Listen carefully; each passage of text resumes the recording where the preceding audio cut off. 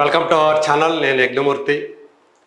నాగార్జునకు చెందినటువంటి ఎన్ కన్వెన్షన్ని ఈరోజు హైడ్రా అధికారులు కూల్చివేయటం జరిగింది. దీనిపై నాగార్జున స్పందించారు తన సోషల్ మీడియా హ్యాండిల్ ద్వారా. సో ఎలాంటి ముందస్తు నోటీస్ ఇవ్వకుండా ఇలాంటి చేయడం చాలా బాధాకరం. గతంలో ఇలాంటి నోటీస్ ఇచ్చినప్పుడు నేను స్టే ఆర్డర్ పొందడం జరిగింది. కానీ ఈరోజు ఇలా చేయటం మాత్రం ప్రభుత్వ తీరుకు నేను చాలా బాధపడుతున్నానని చెప్పేసి దీనిపై నేను ఎలా చట్ట ప్రకారమే వెళతాను, సో నాకు జరిగినటువంటి ఈ అన్యాయానికి పరిహారం పొందుతానన్నట్లుగా ఆయన ట్వీట్ చేయటం మనకు తెలిసిందే. ఆ తర్వాత ఆయన హైకోర్టుని ఆశ్రయించి స్టే పొందినట్టుగా వార్తలు వచ్చాయి మీడియాలో. సో దీనిపై ఇప్పుడు హైడ్రా కమిషనర్ రంగనాథ్ గారు స్పందించారు. అలాంటిది ఏమీ లేదు, హైకోర్టు నుంచి ఎలాంటి స్టే రావడం అనేది జరగలేదు, అది అవాస్తవం పూర్తిగా.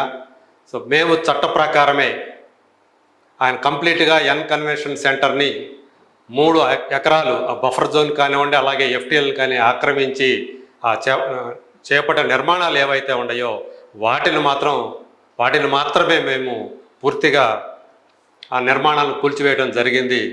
సో కాబట్టి హైకోర్టు నుంచి స్టే రావటం అనేది అవాస్తవం.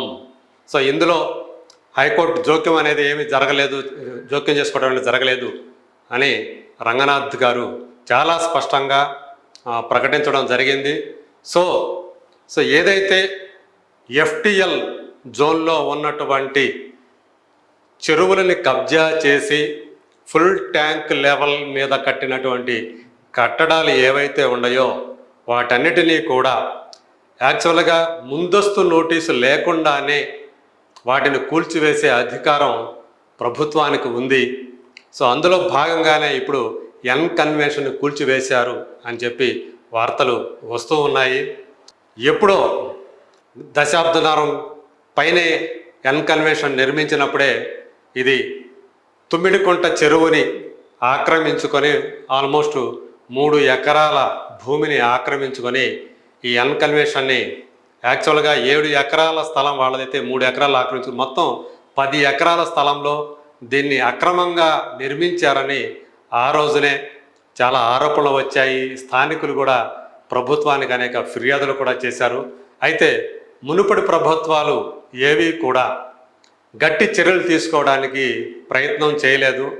టీఆర్ఎస్ గవర్నమెంట్ అధికారంలోకి వచ్చినప్పుడు మొదట్లో కొంచెం హడావిడి చేశారు, అక్కడ ప్రహరీ గోడని పడగొట్టే ప్రయత్నం చేశారు. మళ్ళీ ఆ తర్వాత ఏమైందో తెలియదు, కానీ మళ్ళీ వెనక్కి తగ్గింది ప్రభుత్వం. సో ఎన్నాళ్ళ తర్వాత ఇప్పుడు కాంగ్రెస్ ప్రభుత్వం వచ్చిన 8 నెలలకే ఇప్పుడు ఎన్ కన్వెన్షన్ మీద చర్యలు తీసుకోవటం టాక్ ఆఫ్ ది తెలంగాణగా మారిందని చెప్పాలి.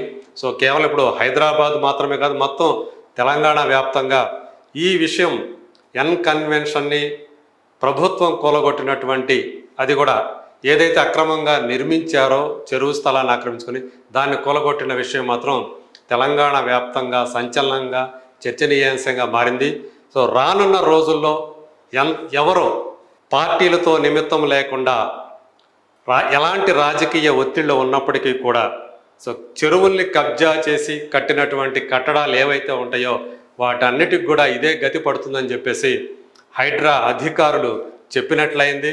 సో రేవంత్ రెడ్డి ఏదైతే వాళ్ళకి సూచన చేశారో ఎలాంటి బడాబాబులు ఉన్నా కూడా ఉపేక్షించవద్దని, సో ఆ మేరకే ఇప్పుడు సో హైడ్రా కార్యరంగంలోకి దిగి మొదటగా ఒక బిగ్ షాట్ అయినటువంటి తెలుగు చిత్రసీమలో బడా హీరోగా పేరున్నటువంటి, అలాగే వ్యాపారవేత్తగా కూడా బాగా రాణిస్తూ ఉన్నటువంటి నాగార్జునకు చెందినటువంటి కొన్ని వందల కోట్ల విలువ చేసే ఎన్ కన్వెన్షన్ మీద దాదాపు 200 మంది పోలీసు బందోబస్తుతోటి మొత్తం కన్వెన్షన్కి వెళ్ళే దారులన్నింటినీ కూడా బారికేడ్లు పెట్టి మూసివేసి బయట వ్యక్తులు ఎవరు వెళ్లకుండా, సో ఆ కూలగొట్టిన వైనం ఏదైతే ఉందో అది ఇప్పుడు అంతా కూడా పెద్ద సంచలనంగా మారిందని చెప్పాలి.